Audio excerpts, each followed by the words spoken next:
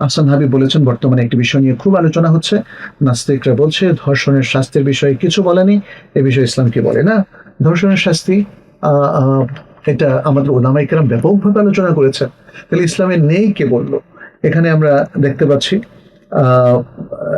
যিনি ধর্ষক, তিনি তো আসলে শুধুমাত্র যে জেনা করেছেন এমন নয়, তিনি একজন নারীকে আক্রমণ করলেন। অনেক সময় ধর্ষকরা দেখা যায় তাকে হত্যাও করে বসে। তাহলে ডাবল ক্রাইম করলেন কিন্তু।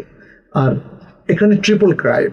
একটা হচ্ছে জোর করে একজন নারীর ইজ্জত হরণ করলেন, তাকে ধর্ষণ করলেন, এবং এই ধর্ষকের জন্য এটা জেনা হলো, এবং অনেক সময় তিনি তাকে আহত করেন অথবা নিহত করেন। কতগুলো অপরাধ, তাই না? তবে ধর্ষককে তো ছেড়ে দেওয়ার কোনো সুযোগ নেই। বরং ইমাম মালিক, ইমাম আবু হানিফা, সুফিয়ান আত-তাওরি, ইবনে আব্দুল বার, প্রচুর ওলামায়ে কেরাম এগুলো নিয়ে কথা বলেছেন সেই প্রাচীনকাল থেকে। এবং দেখেন এখানে ইমাম মালিক কি বলছেন? তিনি বলছেন, আল আমরু ইনদানা ফির রাজুলি ইয়াগতাসিবুল মারআতা বিকরান কানাত আও তাইয়িবান। হ্যাঁ, তিনি বলেছেন কোন পুরুষ কোন কুমারী নারী অথবা কোন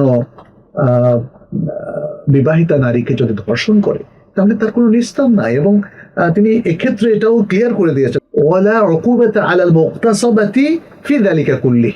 এবং এক্ষেত্রে ধর্ষিতা নারীকে কোনো শাস্তির আওতায় আনা হবে না, এটা নিশ্চিত করতে হবে, কারণ তার কোনো এখানে দোষ নেই। বরং সমস্ত দোষ হচ্ছে ধর্ষণকারীর। বরং এই নারী মাজলুম, ফলে তাকে কিভাবে শরঈ ভাবে রিকভারি দেওয়া যায়,